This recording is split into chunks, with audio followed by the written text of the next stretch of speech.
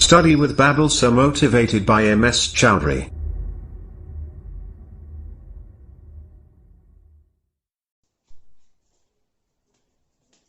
Hello friends, मैं नीलम चौधरी आज एक बार फिर से आपका अपने YouTube channel study with Babal sir में आपका स्वागत करती हूँ। तो अपन पढ़ रहे थे 10th क्लास की साइंस और उसमें अपन ने चैप्टर नंबर 5 पढ़ लिया था और आज कल अपन ने स्टार्ट किया था चैप्टर नंबर 6। उसका नाम था रासायनिक अभिक्रियाएं एवं उत्प्रेरक। अब आज उसमें अपन ने कुछ चीजें पढ़ ली थी, तो मैं एक बार आपको फिर से रिवीजन करवा देती हूँ कि अपन ने क्या क्या पढ़ा था। तो सबसे पहले अपन ने देखा था भौतिक एवं रासायनिक परिवर्तन। फिर उसके बाद अपन ने देखा था रासायनिक समीकरण क्या होती है। फिर उसके बाद अपन ने देखा कि रासायनिक समीकरण को अपन कैसे प्रतीकों के रूप में कैसे लिख सकते हैं और रासायनिक समीकरण को लिखने के अपन ने कुछ नियम देखे थे कि किस तरीके से अपन रासायनिक समीकरण को लिख सकते हैं। अब आज अपन देखते हैं रासायनिक अभिक्रियाएं।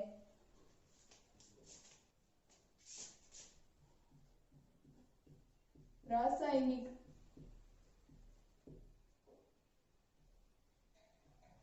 अभिक्रिया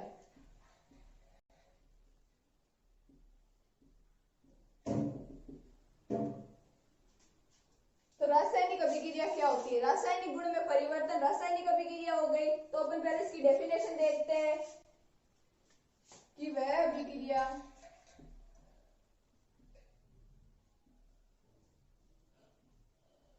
जिसमें पदार्थों के रासायनिक गुण में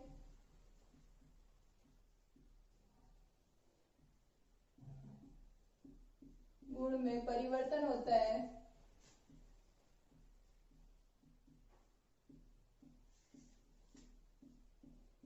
उसे रासायनिक अभिक्रिया कहते हैं।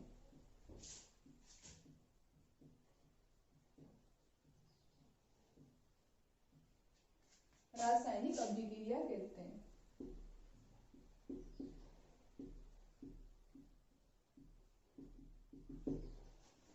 तो रासायनिक अभिक्रिया की डेफिनेशन, वे अभिक्रिया जिसमें पदार्थों के रासायनिक गुण में परिवर्तन होता है उसे रासायनिक अभिक्रिया कहते हैं। अब अपन आगे पढ़ेंगे रासायनिक अभिक्रिया के प्रकार कि रासायनिक अभिक्रिया कितने प्रकार से संपन्न हो सकती है। तो सबसे पहले अपन देखेंगे संयुग्मन अभिक्रिया।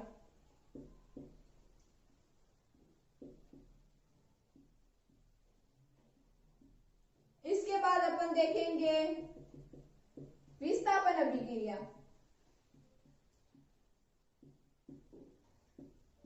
इसके बाद अपन पढ़ेंगे द्विविस्थापन अभिक्रिया।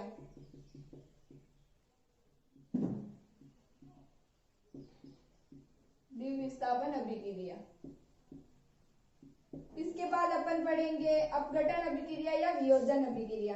अपघटन अभिक्रिया को अपन वियोजन अभिक्रिया भी कह सकते हैं क्योंकि अपघटन का मतलब टूटना और वियोजन का मतलब भी टूटना। अपघटन या वियोजन अभिक्रिया।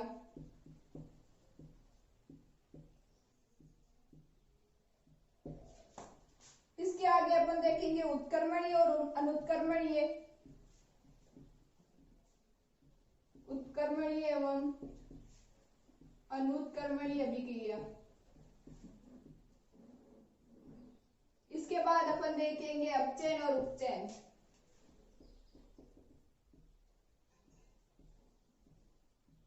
अपचयन एवं उपचयन। और इसके बाद अपन अलग से टॉपिक देखेंगे, वो आएगी उदासीनीकरण अभिक्रिया। तो अपन सबसे पहले देखेंगे इसमें संयुग्मन अभिक्रिया क्या होती है, फिर पढ़ेंगे अपन विस्थापन अभिक्रिया, फिर पढ़ेंगे अपन द्विविस्थापन अभिक्रिया, फिर अपघटन या वियोजन अभिक्रिया, उत्क्रमणीय और अनुत्क्रमणीय अभिक्रिया, अपचयन और उपचयन अभिक्रिया। तो सबसे पहले अपन देखते हैं कि संयुग्मन अभिक्रिया क्या होती है। तो संयुग्मन मतलब संयोग का अर्थ क्या होता है? जुड़ना। तो संयुग्मन अभिक्रिया में क्या होता है कि एक या एक से अधिक अभिकारक एक अभिकारक है, जैसे ये कार्बन ले लिया अपन ने, इसके साथ ही ऑक्सीजन ऐड हो गए तो ये बन गए कार्बन डाइऑक्साइड। तो यहाँ योग हो रहा है ना, कार्बन के साथ ऑक्सीजन जुड़ रही है ना, तो इसको अपन बोलेंगे संयुग्मन अभिक्रिया। तो संयुग्मन अभिक्रिया को अपन डेफिनेशन कैसे लिखते हैं? वह अभिक्रिया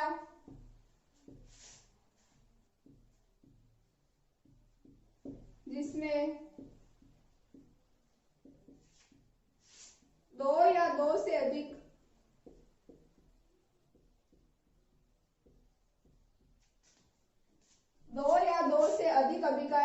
जुड़कर, अभिकारक जुड़कर केवल एक उत्पाद बनाते हैं।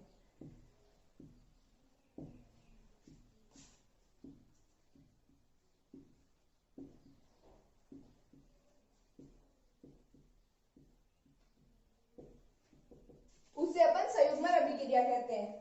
वह अभिक्रिया जिसमें दो या दो से अधिक अभिकारक जुड़कर केवल एक उत्पाद बनाते हैं उसे अपन संयुग्मन अभिक्रिया कहते हैं। तो अपन इसको एक एग्जांपल द्वारा देख लेते हैं, जैसे मैग्नीशियम फीते का दहन।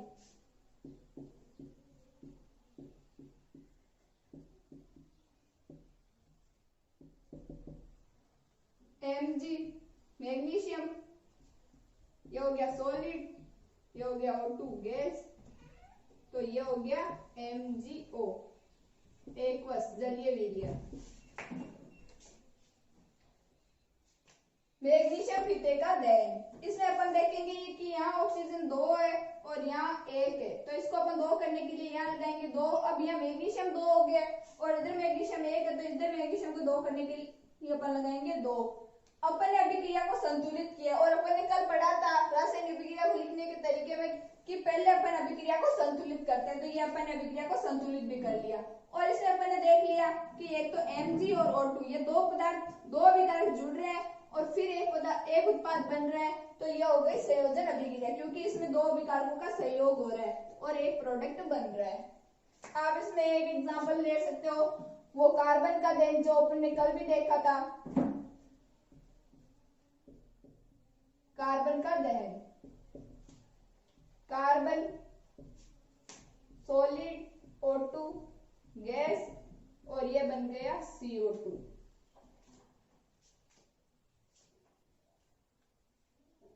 कार्बन, जब कार्बन को अपन ऑक्सीजन की उपस्थिति में जलाते हैं तो कार्बन डाइऑक्साइड बनती है। इसमें भी ये दो अभिकारक का संयोग हो रहा है और एक प्रोडक्ट बन रहा है, तो ये भी हो गया संयुग्मन अभिक्रिया का एग्जांपल। आप पहले इसको नोट डाउन कर लीजिए, फिर अपन देखते हैं आगे।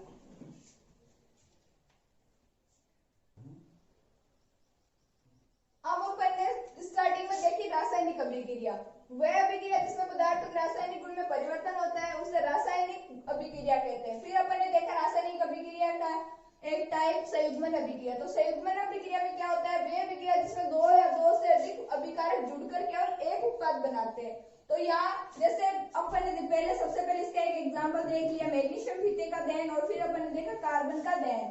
तो मैग्नीशियम में क्या होता है कि ये मैग्नीशियम क्यूब को अपन जब वायु की उपस्थिति, ऑक्सीजन की उपस्थिति में अपन दहन करवाते हैं तो MgO बनता है, मैग्नीशियम ऑक्साइड।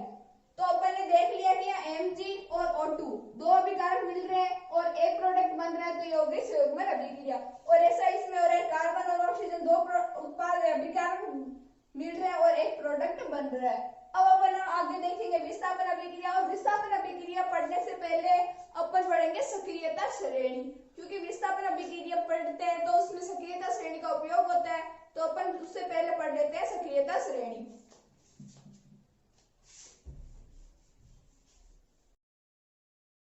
अब अपन देखते हैं सक्रियता श्रेणी क्या होती है। तो यौगिकों को वह श्रेणी जिसमें यौगिकों को उनकी क्रियाशीलता के अवरोही क्रम में रखा जाता है उसे सक्रियता श्रेणी कहते हैं। तो पहले अपन देखते हैं सक्रियता श्रेणी की डेफिनेशन। सक्रियता श्रेणी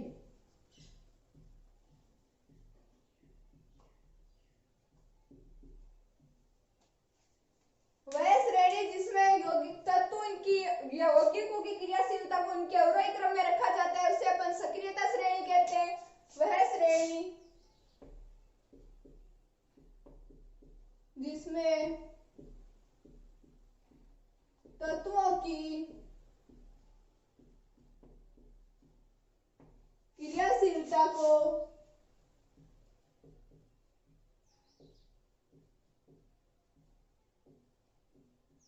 उनके अवरोही क्रम में रखा जाता है।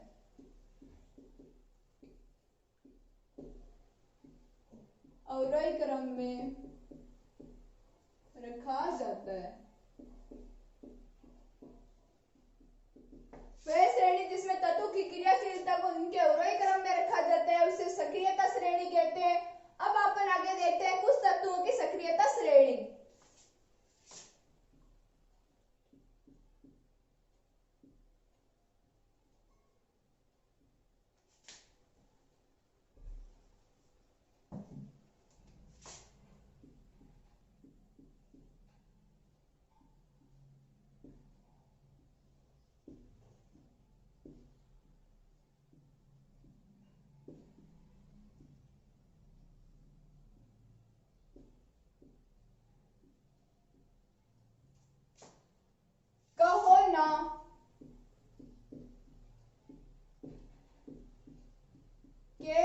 कैल्शियम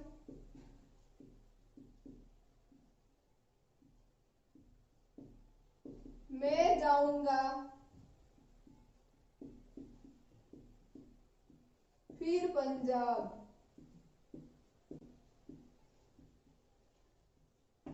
और यह हाइड्रोजन बीच में रह गया। फिर आता है कन्या मांगे चांदी सोना। और ये हो गया इसका अवरोही क्रम।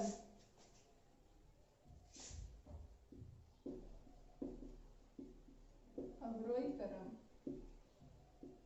और ये जो हाइड्रोजन होता है ये इन दोनों के बीच में आता है। तो अपन देखते हैं कि पोटेशियम, फिर आता है सोडियम, फिर आता है कैल्शियम, फिर magnesium, zinc, ferrous, lead, hydrogen, copper, mercury, silver और गोल्ड। तो इसको अपन ऐसे याद रख सकते हैं, पोटेशियम के कहो, सोडियम Na, कैल्शियम, कैल्शियम का अपन कैल्शियम रख लेते हैं, मैग्नीशियम का ऊपर ले लेते हैं मैं, Zn का जाऊंगा, Fe का फिर और Pb को पंजाब। फिर अब हाइड्रोजन बीच में रह गया। फिर आता है कॉपर का हो गया कन्या, Hg मरकरी, मांगे सिल्वर चांदी, Au सोना। कहो ना कैल्शियम में जाऊंगा फिर पंजाब, कन्या मांगे चांदी सोना। तो ये पंजाब क्यों जाना चाहता है? क्योंकि कन्या का काम चांदी से नहीं चल रहा है, सोना चाहिए कन्या को। और आपको पता है सोना कितना महंगा हो रहा है, और आजकल लॉकडाउन की वजह से तो बहुत ज्यादा महंगा हो रहा है। तो इसको पंजाब जाना पड़ रहा है। और अभी लॉकडाउन में तो पंजाब चला जाए तो पुलिस वाले लट हो जाए। आप इसको ऐसे याद रख सकते हो। फिर अपन देखते हैं कि जो हाइड्रोजन से ऊपर की धातुएं होती है, ये सारी धातु हाइड्रोजन से ऊपर आती है। तो ये जो धातुएं होती है वो अधिक क्रियाशील होती है। H से ऊपर की धातुएं हाइड्रोजन से अधिक क्रियाशील होती है।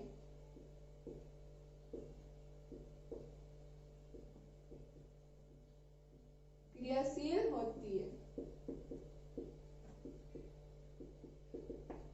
और ये जो हाइड्रोजन से नीचे की धातु है वो हाइड्रोजन से कम क्रियाशील होती है। H से नीचे की धातुएं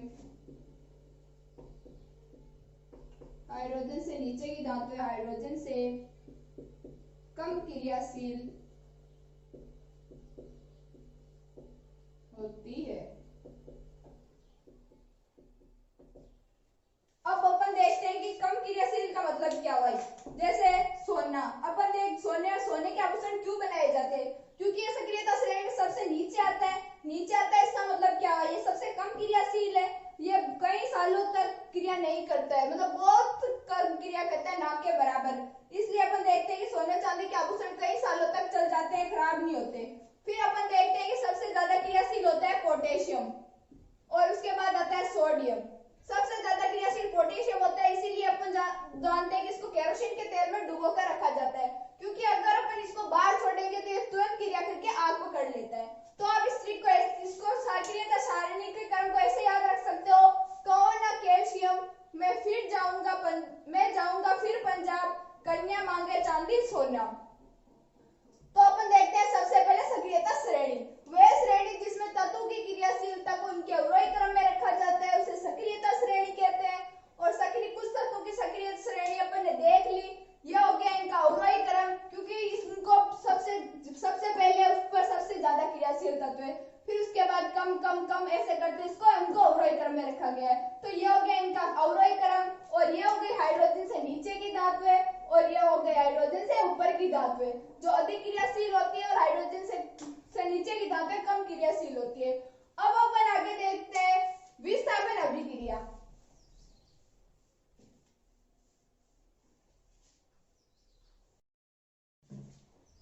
अब अपन देखते हैं विस्थापन अभिक्रिया। पहले अपन ने संयुग्मन अभिक्रिया देखी, अब अपन देखते हैं विस्थापन।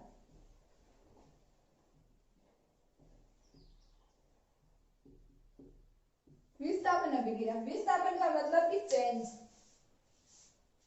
तो अपन इसमें देखते हैं इसकी डेफिनेशन। सबसे पहले वह अभिक्रिया जिसमें अधिक क्रियाशील तत्व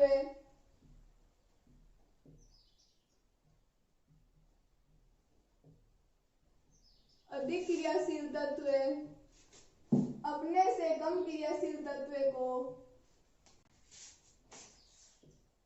अपने से कम क्रियाशील तत्व को उसके यौगिक से विस्थापित कर देता है।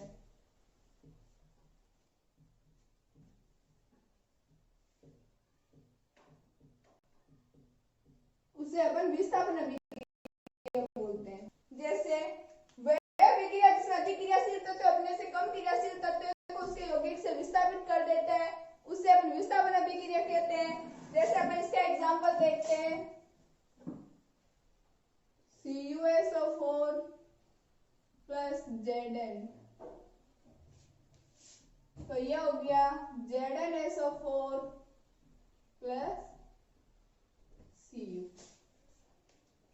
और ये अपन ने देखा कि जो Cu और Zn होता है वो Cu सक्रियता श्रेणी में Cu से ऊपर आता है, तो Zn Cu से ज्यादा क्रियाशील हो गया, इसलिए ये CuSO4 को के विलयन में से Cu को तो हटा देगा और इसकी जगह खुद ऐड हो जाएगा, तो ये बन जाएगा ZnSO4 और ये बन जाएगा Cu।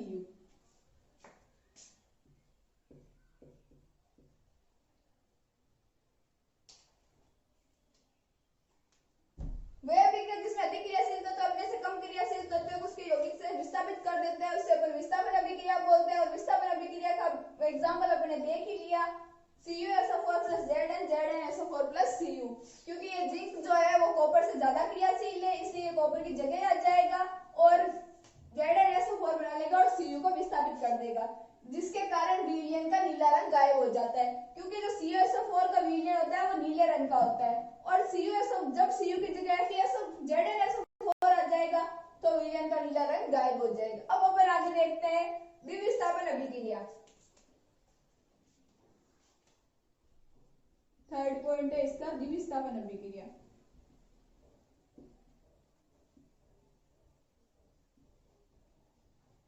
द्विविस्थापन अभिक्रिया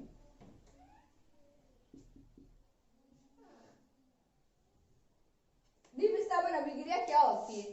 तो द्विविस्थापन अभिक्रिया में वह अभिक्रिया जिसमें अभिकारकों के बीच आयनों का आदान प्रदान होता है उसे अपन द्विविस्थापन अभिक्रिया बोलते हैं। तो अपन इसकी डेफिनेशन देखते हैं। वह अभिक्रिया जिसमें अभिकारकों के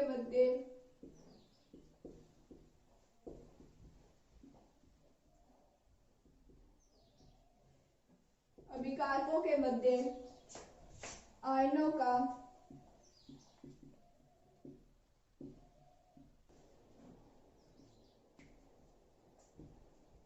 वह अभिक्रिया जिसमें अभिकारकों के मध्य आयनों का आदान प्रदान होता है उसे द्विविस्थापन अभिक्रिया कहते हैं। उसे द्विविस्थापन अभिक्रिया कहते हैं।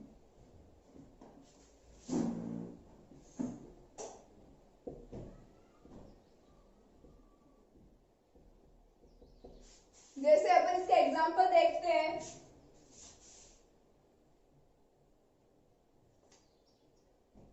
CuSO4 प्लस NaOH, तो इसमें जब आयनों का आदान प्रदान होगा तो ये बनेगा Na2SO4 plus CuOH अल्टरवाइज 2, sodium sulphate और कॉपर हाइड्रोक्साइड।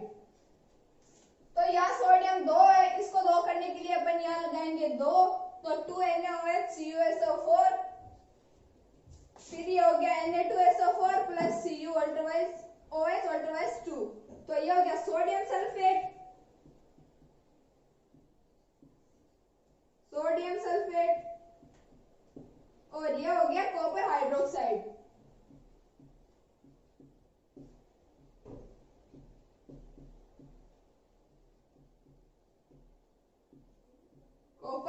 हाइड्रोक्साइड। और ये हो गया कॉपर सल्फेट, CuSO4 को अपन बोलते हैं कॉपर सल्फेट। और NaOH हो गया सोडियम हाइड्रोक्साइड, जो सार भी है, अपन ने पहले पढ़ा था पिछले चैप्टर में, सोडियम हाइड्रोक्साइड। तो अब अपन देखते हैं कि इनके बीच में आयनिक आदान प्रदान कैसे हुआ। तो यहाँ Na के साथ OH जुड़ा है और OH की दोस्ती थी वो कॉपर के साथ ज्यादा अच्छी थी, और जो CuSO4 की दोस्ती थी वो Na के साथ ज्यादा अच्छी थी। तो जब इन दोनों को अपन ने क्रिया कराने के लिए पास पास लाए तो जो Na था जिसके अपन SO4 के ज्यादा साथ अच्छी दोस्ती थी वो तो SO4 के साथ जुड़ गया, और जो Cu था जिसकी दोस्ती OH के साथ अच्छी थी तो ये OH के साथ जुड़ गया। तो ये बन गया Na2SO4 और ये बन गया COOH और ट्वाइस 2। तो आप ये इसका एग्जांपल नोट डाउन कर लीजिए, फिर अपन देखते हैं आगे।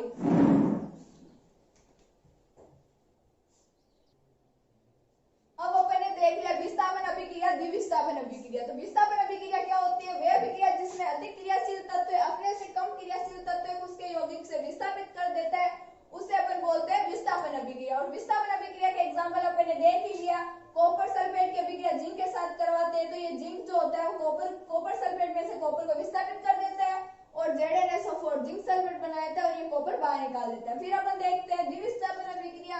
तो द्विविस्थापन अभिक्रिया में वह अभिक्रिया जिसमें अभिकारकों के मध्य आयनों का आदान प्रदान होता है उसे द्विविस्थापन अभिक्रिया कहते हैं।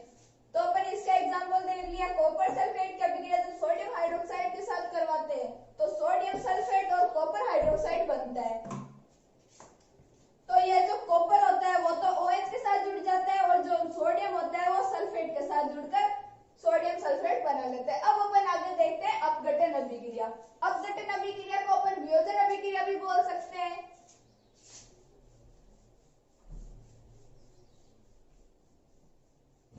अपघटन अभिक्रिया क्या होती है? वह अभिक्रिया जिसमें एक अभिकारक टूटकर दो या दो से अधिक उत्पाद बनाता है उसे अपन बोलते हैं अपघटन अभिक्रिया। कई बार इसको एग्जाम में वियोजन अभिक्रिया के नाम से भी पूछा जा सकता है। तो अपघटन अभिक्रिया वियोजन अभिक्रिया होती है। अब अपन देखते हैं अपघटन अभिक्रिया।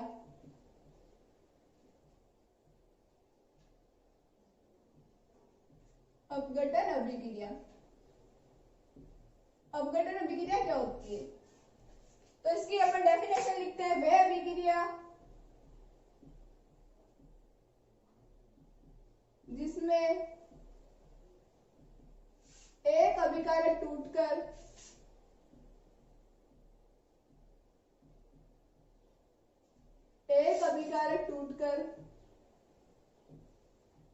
दो या दो से अधिक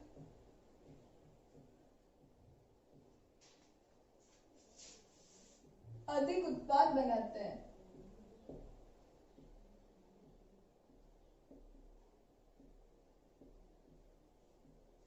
उसे अपन अपघटन अभिक्रिया या वियोजन अभिक्रिया, इसको आप यहां लिख लीजिए वियोजन अभिक्रिया, इसको अपन वियोजन अभिक्रिया भी बोलते हैं। अपघटन अभिक्रिया या वियोजन अभिक्रिया। अब अपन इससे एग्जांपल देखते हैं कि एक अभिकारक कैसे टूटता है और दो उत्पाद कैसे बनता है। जैसे अपन ने ले लिया NaCl सोडियम क्लोराइड, ये पूरा एक ही प्रोडक्ट उत्पाद है, अभिकारक है। जब अपन इसको तोड़ते हैं तो ये दो भागों में टूटता है, Na+ और Cl-। तो ये अभिकारक तो हो गया एक ही और ये तो हो गया अभिकारक, और ये दोनों हो गए उत्पाद। और अपन इसकी डेफिनेशन में भी यही देखा था कि वह अभिक्रिया जिसमें एक अभिकारक टूटकर दो या दो से अधिक उत्पाद बनाता है उसे अपन बोलते हैं अपघटन अभिक्रिया या वियोजन अभिक्रिया। तो यहाँ हो गया ये एक अभिकारक NaCl, जब भी इसको अपन तोड़ते हैं तो ये Na+ और Cl- दो भागों में टूटते हैं और ये हो गया उत्पाद। तो ये दो या दो से अधिक तो उत्पाद हो गए और ये हो गया अभिकारक। अब अपन देखते हैं कि जो ये अपघटन अभिक्रिया होती है वो 3 प्रकार की होती है।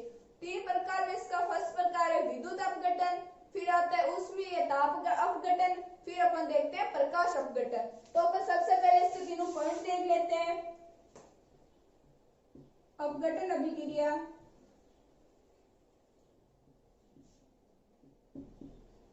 प्रकार की होती है, 3 प्रकार की होती है। तो अपघटन अभिक्रिया में सबसे पहला पॉइंट आते हैं विद्युत अपघटन। विद्युत के द्वारा अपघटन हो जाएगा विद्युत अपघटन। फिर अपन देखते हैं प्रकाशीय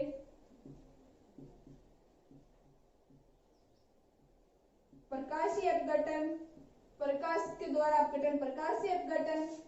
और थर्ड पॉइंट देखते हैं अपन उसमें या तापीय अपघटन, उसमें या तापीय अपघटन। उष्मा या ताप के द्वारा अपघटन हो जाएगा उसमें या तापीय अपघटन। आप एक बार इसको नोट डाउन कर लीजिए। फिर अपन देखते हैं ये अपघटन के प्रकार। अब अपन सबसे पहले देखते हैं विद्युत अपघटन।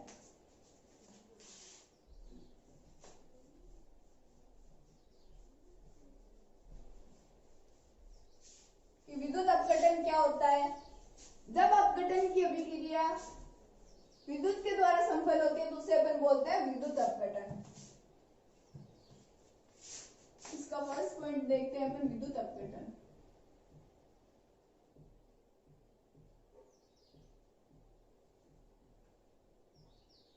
जब अपघटन की क्रिया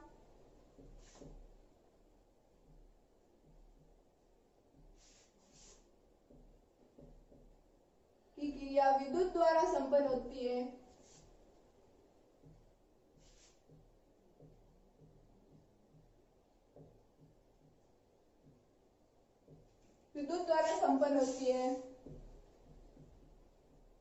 तो उसे विद्युत अपघटन बोलते हैं। जैसे अपन इसका एग्जांपल देखते हैं, ये S2 है, ये हो गया, अपन इसका कराते हैं विद्युत अपघटन। तो ये S2 और O2 में टूटता है, हाइड्रोजन और ऑक्सीजन में। तो यहाँ O2 2 है और यहाँ O एक ही है, ऑक्सीजन का एक ही अणु है, तो इसको 2 करने के लिए अपन यहाँ लगाएंगे 2। तो यहाँ 2 लगाएंगे तो हाइड्रोजन पहले से 2 थे और यहाँ 2 और लगा दिया तो ये 4 हो गए। और यहाँ हाइड्रोजन 2 ही है तो इसके आगे अपन और 2 लगाते हैं तो यहाँ भी 4 हो गया, यहाँ भी 4 हो गया। ऑक्सीजन यहाँ भी 2 और यहाँ भी 2 है। तो विद्युत अपघटन, जब अपघटन की क्रिया विद्युत द्वारा संपन्न होती है तो उसे अपन बोलते हैं विद्युत अपघटन। और विद्युत अपघटन का सिंपल सा एग्जांपल आप जल ले सकते हैं। जल का जब विद्युत अपघटन करवाते हैं तो ये हाइड्रोजन और ऑक्सीजन में टूटता है। अब अपन आगे देखते हैं प्रकाशीय अपघटन।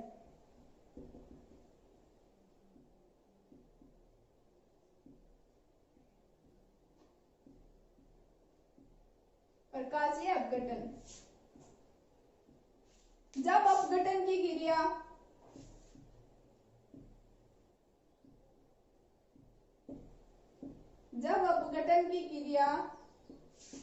प्रकाश की उपस्थिति में संपन्न होती है या प्रकाश द्वारा संपन्न होती है तो उसे अपन बोलते हैं प्रकाश के द्वारा संपन्न होती है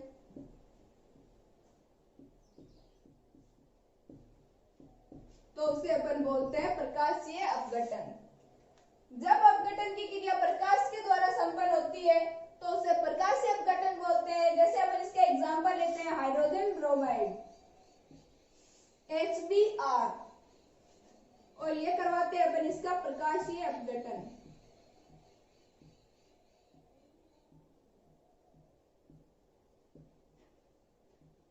ये अपन ने इसका एग्जांपल ले लिया हाइड्रोजन ब्रोमाइड।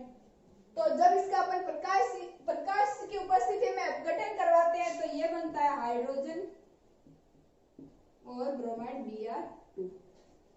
और यहाँ हाइड्रोजन भी एक है और इधर हाइड्रोजन की संख्या 2 है तो अपन यहाँ लगा देंगे 2। अब अपन आगे देखते हैं उष्मीय या तापीय अपघटन। उष्मीय या तापीय अपघटन,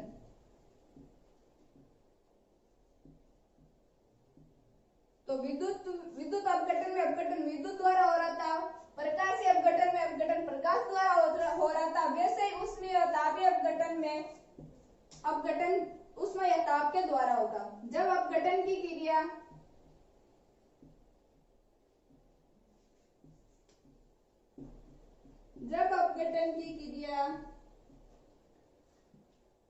उष्मा या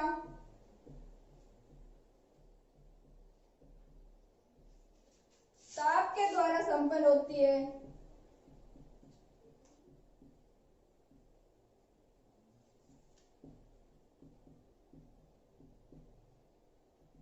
तो उसे अपन उष्मीय या तापीय अपघटन बोलते हैं। इसका अपन एग्जांपल देखते हैं, CaCO3 कैल्शियम कार्बोनेट। इसको अपन मार्बल संगमरमर भी बोल सकते हैं। तो जब अपन इसका अपघटन करवाते हैं उष्मा या ताप की उपस्थिति में, तो यह बनता है CaO कैल्शियम ऑक्साइड और CO2। तो ये दो टुकड़ों में टूट जाते हैं, कैल्शियम ऑक्साइड और कार्बन डाइऑक्साइड गैस बाहर निकलती है। आप पहले इसको नोट डाउन कर लीजिए।